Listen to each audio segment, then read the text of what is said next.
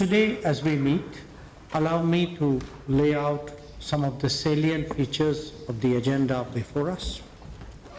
Addressing tariff and non-tariff trade barriers, removing bottlenecks in logistics, promoting connectivity through the international North-South transport corridor, the Northern Sea Route, and the Chennai-Vladivostok corridor, effecting payment mechanisms smoothly, timely finalization and execution of the program of economic cooperation till 2030, the early conclusion of the India-Eurasian Economic Union FTA, whose terms of reference were finalized today, and regular interaction between the businesses of the two countries.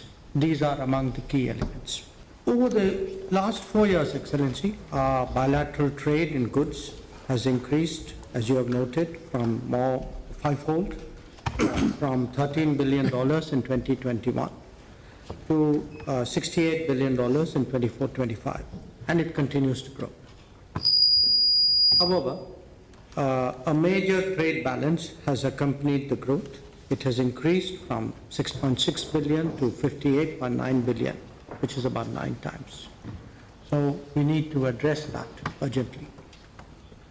Today, as we meet, allow me to lay out some of the salient features of the agenda before us. Addressing tariff and non-tariff trade barriers, removing bottlenecks in logistics, promoting connectivity through the international North-South transport corridor, the Northern Sea Route, and the Chennai-Vladivostok corridor, effecting payment mechanisms smoothly, timely finalization and execution of the program of economic cooperation till 2030, the early conclusion of the India-Eurasian Economic Union FTA, whose terms of reference were finalized today, and regular interaction between the businesses of the two countries. These are among the key elements. They will not only help to address the imbalance and grow our trade, but also hasten the timely achievement of our revised trade target of $100 billion by 2030.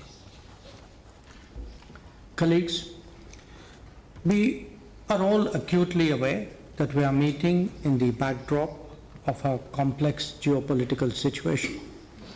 Our leaders remain closely, regularly engaged.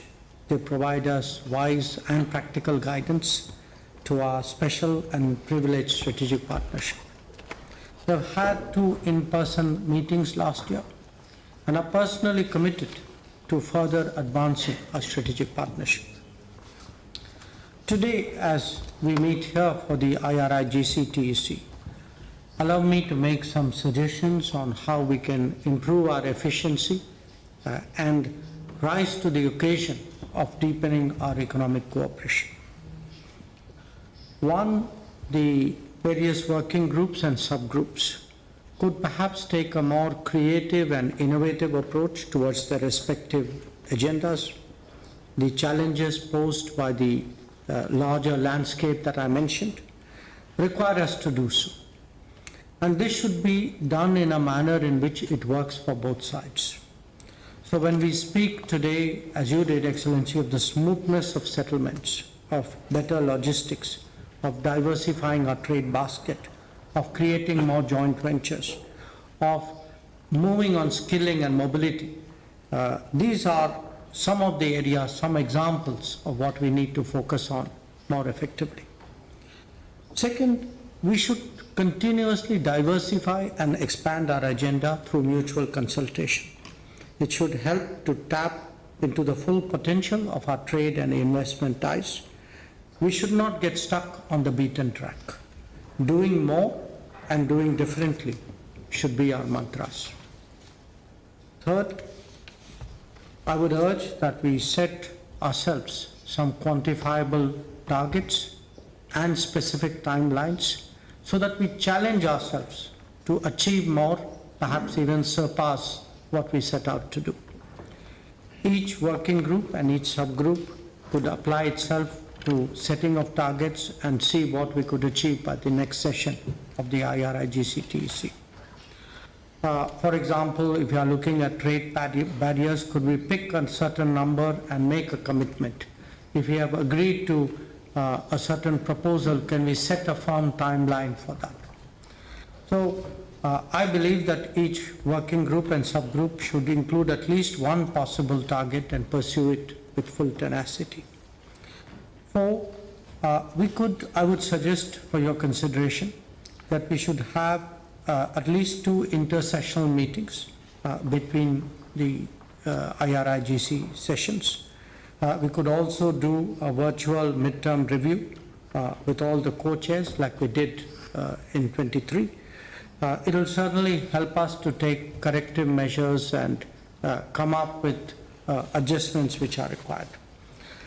To make that happen, I think it would also be useful if we each one designate a clearinghouse for the IRIGC-TEC on both sides, who will remain in touch.